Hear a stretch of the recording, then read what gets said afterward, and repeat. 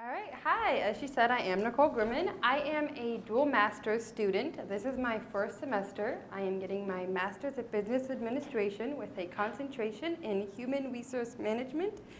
And I'm also getting my master of science in supply chain management. So I'm super excited. And today I'm talking about you get out what you put in, and this is in relation to Talent Gateway, my first semester of grad school, and life in general. So, all right, so I'm going to be a little cheesy doing this presentation quite a few times, so bear with me for that one. The first one is the cliche of it's not how you start, it's how you finish. I definitely and regretfully started this Talent Gateway experience maybe with a little bit of impure intentions. I thought, I'm so focused on want my resume to look amazing, everything to be as perfect as I possibly can.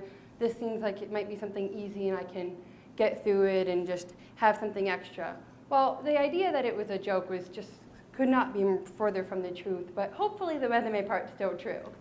So I actually learned quite a bit through personality tests, reflection questions on goal alignment with my personal, professional, and academic goals and how they're going to connect to each other and work together, and then through rating challenges on competencies and figuring out how I see my competencies ranked and how others see my competencies ranked. So that was really important to me. And the Talent Gateway and my first semester of graduate school had, and I'm a graduate student. I thought I had everything figured out, as young kids like to think we do, and it really actually had me change a lot of my thought process. And I had to go from a quantitative determination of success to a qualitative one. Like instead of getting so focused on getting that A, I was like, what am I learning? What am I going to be able to travel with for my job, for my life, for everything? And I had to do that for Talent Gateway as well. Instead of going, ooh, but is this challenge worth enough points to do? Is this challenge worth something I can learn from? Getting the required 50,000 points completed within a month took a lot of organization, planning, and support, and I'm so grateful that I had that. I also had a lot of leadership experience, hard skills and soft skills already, so I was like, can I really improve? But one of my biggest things is I believe in character development.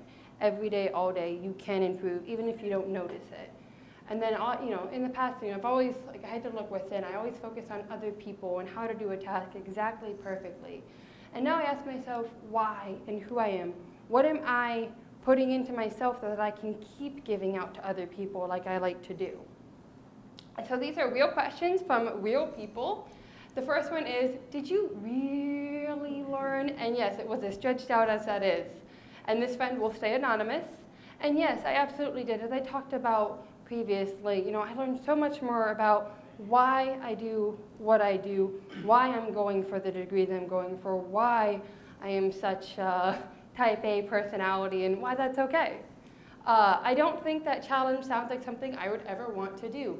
Different friend will also stay anonymous, and that's completely fine, because one of the things that I was scared about as well when I started the Talent Gateway was, ooh, some of these challenges are just not for me, and I was nervous that I would get to a point where I would have to do things that would make me incredibly uncomfortable. Never happened, not even close. There's so many challenges to choose from, and there's so much to do in there that you never ever have to do something you're uncomfortable with. The only required challenges are all professional or academic based. So that was really great for me. However, it still gave me the opportunity to step outside my comfort zone, which I did and I'm doing now. It's not a challenge, but I decided to do a personal-based presentation, and I'm very professional. I'm comfortable with professional, I'm comfortable with facts. And so I decided to do a very friendly, personal presentation with colors. And I like black and white. So I did a very a take on UM with the different blues, but I did them with a little neon because it's impossible to see print on the hard ones.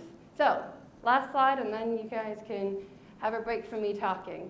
More than anything, I learned that the concept of not overworking myself for the goal of perfection is a concept that I really need to take with me. I can want those A's all I want, but if I'm just so focused on the grade letter and I'm not focused on what I can take with me, it's not going to help me in the long run. The whole picture is just so important. So I don't know if people remember the very first slide with the M that was taken at my orientation right before grad school. And it is an incredibly important picture just because it started my academic career here. And then I'm going to take a break from that side and show you, if we remember that first picture, the more you zoom in to find me, the blurrier the picture gets. Now every single person, and we're going to call them details, including myself, every single person, every single detail is so important to make up that big picture. And when you have that big picture, you're not seeing every little detail. And that was one of the biggest things I took from here, is that the little details are so essential, but you can't forget why those details occur, why you're doing what you're doing, why you're putting in every single input, because you can never forget the whole picture and the whole you.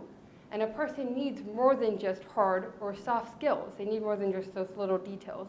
A well-rounded person has the soft skills, has the hard skills, and knows when and how to utilize them. And that was the #1 thing I've taken from my first semester of graduate school, in addition to experiencing the Talent Gateway. So thank you so much for experiencing it with me.